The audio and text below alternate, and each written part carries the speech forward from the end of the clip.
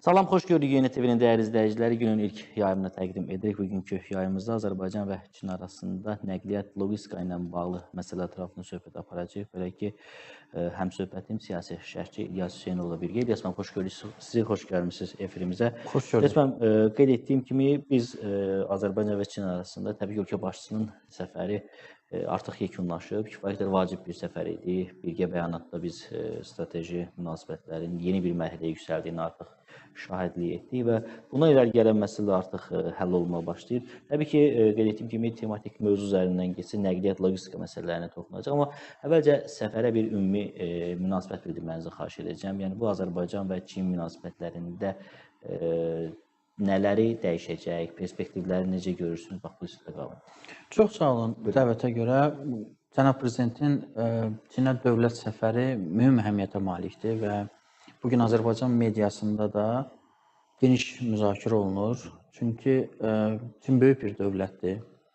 BMT-nin Təhlükəsizlik Şurasının daimi üzvü, nüvə dövləti, çox mühüm iqtisadiyyata malik olan bir dövlətdir və Azərbaycanla olan münasibətlər həm də çoxşaxəlidir. Elə yeri gəlmişkən deyə bilərik ki, ötən il deməli Şanxay Əməkdaşlıq Təşkilatının tədbiri çərçivəsində münasibətlərimiz strateji səviyyəyə hüquqi cəhətdən yüksəldi və bu səfər çərçivəsində söylədiyiniz bəyanatda çoxtərəfli strateji əməkdaşlıq haqqında bəyanat imzalandı. Bunun yanında da bir sıra mühüm sazişlər imzalandı və elə bəyanatda nəzər salanda burada münasibətlərin çoxtərəfli strateji tərəfdaşlıq mərhələsinə qalxması ilə yanaşı burada 18 bənd nəzərə çarpır və siyasi, təhlükəsizlik, iqtisadi, yaşıl enerji, kosmik sahədə əməkdaşlıqdan tutmuş, kiber təhlükəsizlik, transmilli cinayətkarlıq,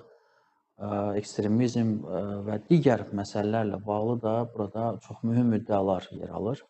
Və hesab edirəm ki, ikitərəfli münasibətlərdə normativ hüquqi baza bir tərəfdən zənginləşir, digər tərəfdən elə bir sahə yoxdur ki, burada əks olunmasın. Elm, təhsil, texnoloji paylaşma və digər məsələlər də burada yer almaqdadır.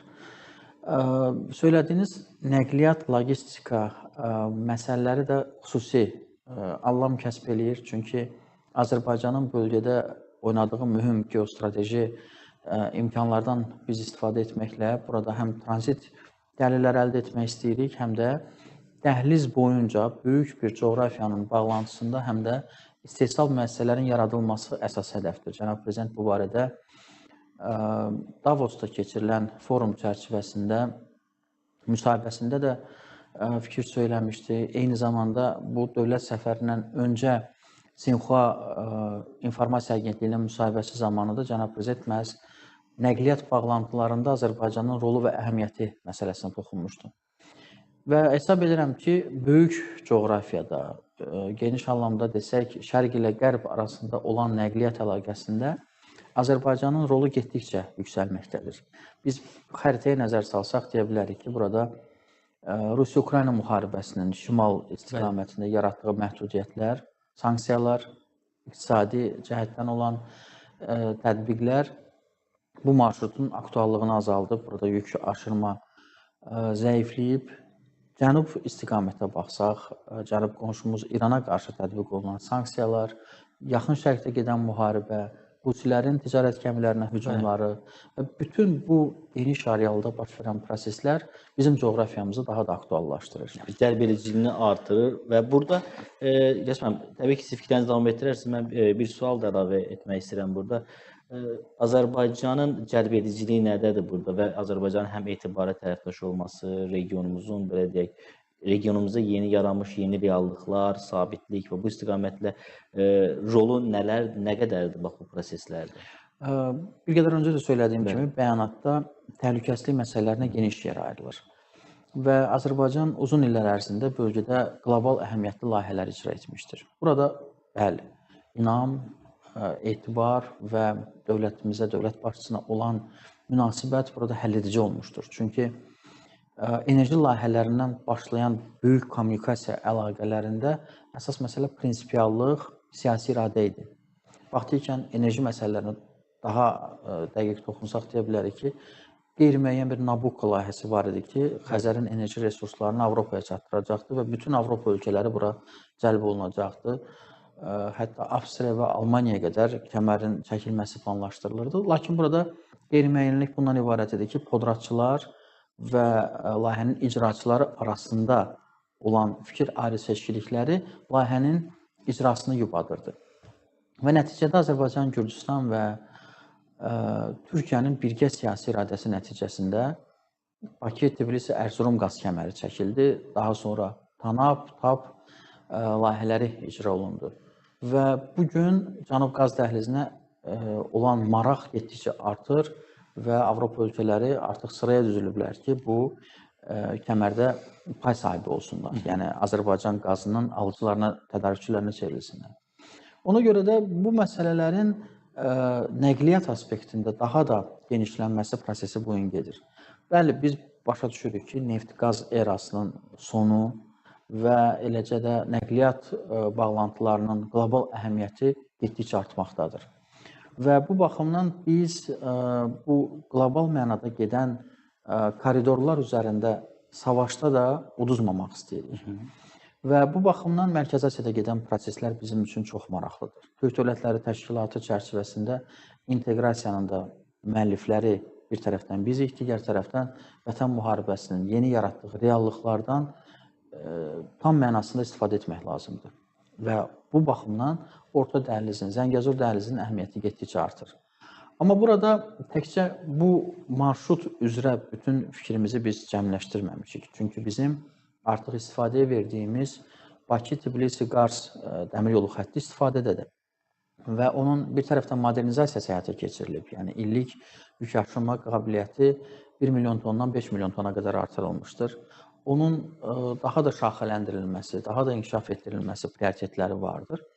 Və Avropada elə bir təsəvvür yaranmasın ki, regionda yalnız kommunikasiya xətlərinin Ermənistan üzərindən açılması ilə burada böyük bağlantılar həyata keçirilə bilər. Çünki Mərkəzi Asiyada Səmərqənddə keçirilən Mərkəzi Asiya və Avropa İttifaqı sammitində Ursula von der Leyen tamamilə səhv narrativlər irəli sürmüşdür ki, Ermənistan üzərindən kommunikasiya xətlərinin açılması ilə Mərkəzi Asiya ölkələrinin inkişafı və rifahı motivə oluna bilər, stimullaşdırıla bilər. Bu yanlışdır, çünki Gürcüstan üzərindən artıq kommunikasiya yaradılıb. Ermənistan üzərindən çəkilən yol bu diversifikasiya marşrutudur.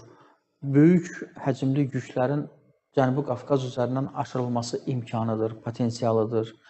Bu, ölkələrin və xalqların inkişaf perspektivlərini özündə əhatə edir və Gürcüstan üzərindən illik maksimum yük aşırma yerindəcə qalacaqdır. Yəni, burada Gürcüstan üçün də hər hansısa təhlükələr və bu Zəngəzur dəhlizinin istifadəyə verilməsi ilə bu dəhlizin boş qalması planları yoxdur. Biz əksinə bu bölgəmizin potensialından daha geniş mənada istifadə etmək istəyirik və Cənubi Qafqaz dövlətlərinin birgə bu böyük qazanc payından faydalanmaq siyasi gündəliyini ortaya atırıq. Çünki Antalya Diplomatik Forumunda 3 Cənubi Qafqaz dövlətinin Xarici İşlər Naziri bir platformada görüşdü və müzakirələr həyata keçirdi. Ardınca Tbilisdə nazir müavinləri səviyyəsində. Tamamilə doğrudur. Xarici İşlər Nazirinin müavinləri səviyyəsində görüş keçirildi. Yəni, bu tendensiya davam edir və burada biz bu regionun sahibiyik və sahiblənməliyik bu regionu. Regionun spesifikasını bilirik, tarixini bilirik, keçmişini bilirik və sabahını da formalaşdırmalıyıq. Ona görə bu baxımdan mütəmadi təmaslar keçirir. Dövlət başçımızın Çinə səfəri isə yeni perspektivlər formalaşdırır. Bir tərəfdən sərmayələr üzrə işçi qrup yaradılır. Siyasi mənada çox mühüm bir tədbir kimi yadda qaldı. Dövlət başçısına olan ehtiramdan, qarşılanmadan, bu törəndən tutmuş, hüquqi cəhətdən bu imzalanan sənədlərin əhəmiyyətinə biz diqqət yetirməliyik. Məsələn, burada Çinin də maraqları çərçivəsində Azərbaycanın siyasi gündəliyin uyğunlaşması prosesi gedir. Yəni, bizim üçün ərazi bütövlüyü və suverenlik qırmızı cizgilərdir. Çin üçün də belədir. Və Tayvan məsələsində vahid Çin siyasətinə Azərbaycan tərəfdarı olur. Ardınca fikir belədir ki, Cənubi Qafqazda da ayrı-ayrı geosiyasi oyunların yol verilməzliyi və Azərbaycanın irəli sürdüyü sülh gündəliyi Çin tərəfindən qəbul olunur. Bu çox önəmli cümlələrdir. Bir sual vermək istəyirəm. Yəni Çin birgə bəyanatla, yəni Azərbaycan və Çinin birgə imzaladığı, yəni birgə bəyanat Çinin bir mövqeyini həm də qətiləşdirir Cənubi Qafqazda gedən proseslərlə bağlı. Yəni bundan sonraki hadisələrin inkişafında Çinin mövqeyinin təsiri nə qədər ola bilər? Sırf Cənubi Qafqazda sülh və təhlükəsizlik məsələləri baxımından bu aspektdən qiymətləndirmə aparsaq. Azərbaycanda, Çində və bu coğrafiyada, Asiyada, qlobal cənubda gedən prosesləri diqqətlə izləyən ekspertlər var və çox şadam ki, Çinşünaslar, Çin və Mərkəzi Asiya, Əfqanistan üzərindən koridorların inşası məsələlərini də çox yaxşı bizim ekspertlər dərindən mənimsəyiblər. Çünki Mərkəzi Asiyada da 3 nəqliyyat budağı üzrə, arteriya üzrə mübarizə və bir-birini tamamlayan daha geniş inteqrasiyanı özündə əhatə edən proseslər gedir. Biri Qazaxıstan üzərindən Sian, digəri Sian limanından daha çox Əfqanistan üzərindən Türkmənistan vasitəsilə Xəzərə çıxış, biri isə Qırğızistan, Tacikistan marşrutunu əhatə edən bir qədər cənub yollardır, amma bunlar bir-birinə bağlıdır. Burada körpülər, tunellər, avtomobil, dəmir yolları, bağlantıları formalaşdırılır və yeganə çıxış yolu yenə də Qafqazdandır. Və doğru qeyd etdiyiniz kimi Çinin Cənubi Qafqazda burada mövqeyinin də Azərbaycanın siyasi gündəliklə birgə formalaşdırılması, uyğunlaşdırılması bizim uğurumuzdur. Və bəyanatda aydın şəkildə oxuyanda ekspertlər daha dərin görürlər ki, bəzi məsələlər birbaşa Azərbaycanın xahişi ilə, Azərbaycanın narrativlərinin bura salınması ilə həyata keçirilmiş. Çünki o cümlələr bizim cümlələrdir. Yəni bizim siyasi gündəliyin orada əks olunmasıdır. Və digər tərəfdən burada bizim üçün burada qarşılıqlı maraq, etimad, bir-birinin maraqlarını nəzərə alma prinsipləri aydın şəkildə görünən məqamlar. Doğrudur. Azərbaycan üçün çox mühüm preferensiyalar, imtiyazlar yaranır. Məsələn, tələbələrimizin Çində oxuması, müasir texnologiyalara yiyələnməsi, müasir dünyada çağdaş dövrdə baş verən proseslərdən Azərbaycan gəncliyinin də faydalanması və önəmli olan texnoloji bölüşmədir. Çünki Qərb dünyası texnologiyanı özü üçün yaradır, istehsal eləyir, gadjetlərdən tutmuş, süni intellektə qədər və ayrı-ayrı coğrafiyalar bazar kimi baxır. Bu texnologiyanı bölüşdürmür. O beyin məhsulunu birgə istehsala getmir. Yəni Çin isə bunun birgə istehsalı, sonra onların satışı üçün bazarların axtarışı və eyni zamanda bağlantıların, nəqliyyat, logistika fəaliyyətlərinin icrası üçün daha sürətli, dinamik bir marşrutları formalaşdırır. Burada siz də qeyd etdiniz, yəni Azərbaycanı digər belə deyək ki, dövlətlərdən fərqləndirən məqamlardan biri Azərbaycan alt platformalar, alt zəmini kifayət qədər yaxşı hazırlaya bilir. Yəni bu istiqamətdə kifayət qədər addımlar atır. Elə nəqliyyat kommunikasiya xətlərindən biz danışdıq, Azərbaycan kifayət qədər bu istiqamətdə sərmayə qoyur. Eyni zamanda azad ticarət zonalarının açılması bu istiqamətdə də kifayət qədər işlər görür. Məncə bu məsələlər də Çinin regiona maraq dairəsinin artmasında təbii ki, önəmli olur. Təbii ki, burada ən əsas məsələ ölkə başçısının şəxsi mövqeyi, liderliyi və Azərbaycanın sözü imzası qədər dəyərli olması məsələsi də kifayət qədər vacib amillərdən. Önəmlidir, əlbəttə. Çünki biz Çin ilə olan münasibətlərin bu səviyyəsini özümüz yaratmışdıq. Yəni gördüyümüz işlərlə.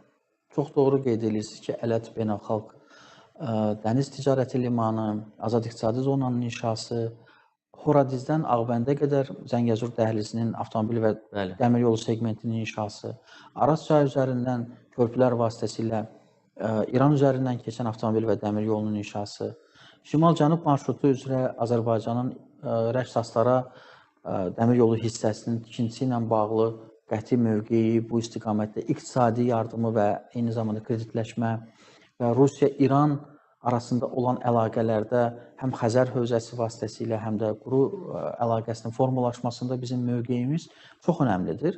Və bu, əlbəttə ki, Çin kimi qlobal geosiyasi aktor tərəfindən də diqqətlə izlənilir ki, biz bu məsələlərə prioritet veririk. Yaşıl gündəliyi unutmayaq. Məsələn, COP29 tədbirinin Bakıda keçirilməsinin qlobal uğurları Çin tərəfindən də yüksək qiymətləndirilir. Bununla bağlı da ayrıca bir bənd var.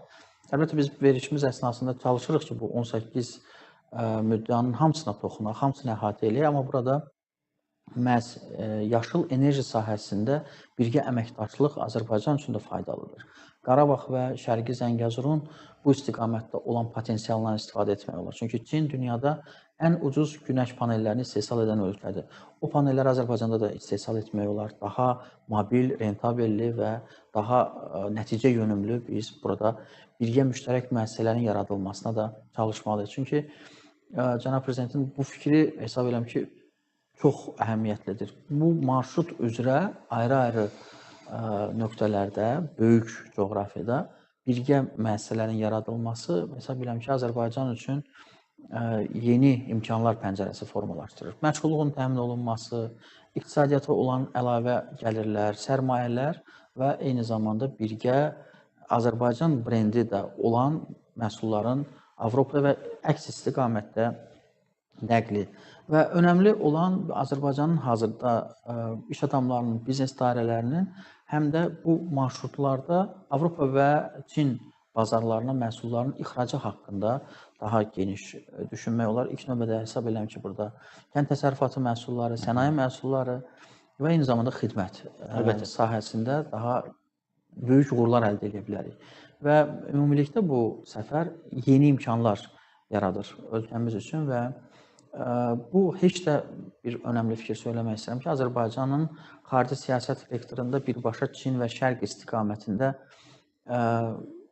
ümumi bizim baxışlarımızı əhatə etmir. Biz sadəcə olaraq imkanlarımızı, alternativlərimizi genişləndirir, diversifikasiya edirik xarici siyasətdə və Qərb ilə yanaşı, eyni zamanda Şərq ilə də dolğun, birgə maraqlara söykənən, mənfəətə söykənən münasibətləri qururuq və bu istiqamətdə balanslı siyasətimizi davam etdiririk. Çünki yeni geosiyasi reallıqlardan istifadə etmək üçün biz bütün əlverişli imkanları ayrı-ayrı güc mərkəzlərinə bərabər formada təqdim etmişik. İndi burada bizim siyasi gündəliyimizi qəbul edən, bizim regional təhlükəsizlik baxışlarımızı əks edən güc mərkəzləri ilə daha geniş əməkdaşlığa can atırıq. Bizim vaxtımız artıq yekunlaşmaq üzrədir. Mən son olaraq bir sual ünvanlamaq istəyirəm sizə Zəngəzur dəhlizi ilə bağlı. Elə cənab prezidentin Çin səfəri ilə bağlı ən çox müzakirə olunan məsələlərdən, ən çox diqqət cəlb edən məsələlərdən biri təbii ki, Zəngəzur dəhlizi ilə bağlı məsələlərdir.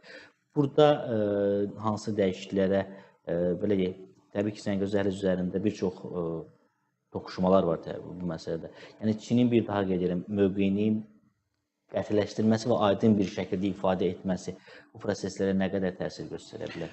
Yəni dəhlizin açılma sürətinə mən nəzərdə tuturam. Bu əminliyimiz var ki, o dəhliz açılacaq, yəni bunun heç kimin şübhəsi yoxdur. Amma mən sürət məsələsindən deyirəm ki, yəni prosesin ləngitməsi baxımından. Prosesi sürətləndirən məqamdır Azərbaycan-Çin tərəfdaşlığı və çoxtərəfli strateji tərəfdaşlıq və Ermənistan da nəhayət anlamalıdır ki, ayrı-ayrı güc mərkəzlərini sərhəddə toplamaqla, ayrı-ayrı manevrlər, manipulyasiyalar etməklə bu dəhlizin açılmasının qarşısını ala bilməyəcəkdir. Və yəni burada Avropa İttifaqından tutmuş Çinə qədər Rusiya, Türkiyə daxil olmaqla, İran burada mövqelərində dəhlizin açılmasının region üçün ümumi faydaları haqqında düşünməli və bu barədə qərarlar qəbul etməlidirlər. Bəli, aydındır ki, burada İran adını təsadüfən çəkmədim. Yəni dəhlizin açılmasını tamamilə səhv algılayan və dəhlizin açılmasının əleyhinə olan qüvvələr var. Amma burada əsas məsələ dəhlizin açılması ilə iqtisadi fəaliyyətin təşviq olunmasının sülhə və təhlükəsizliyə xeyri izah olunmalı, anlaşılmalı və doğru burada fəaliyyət həyata keçirilməlidir.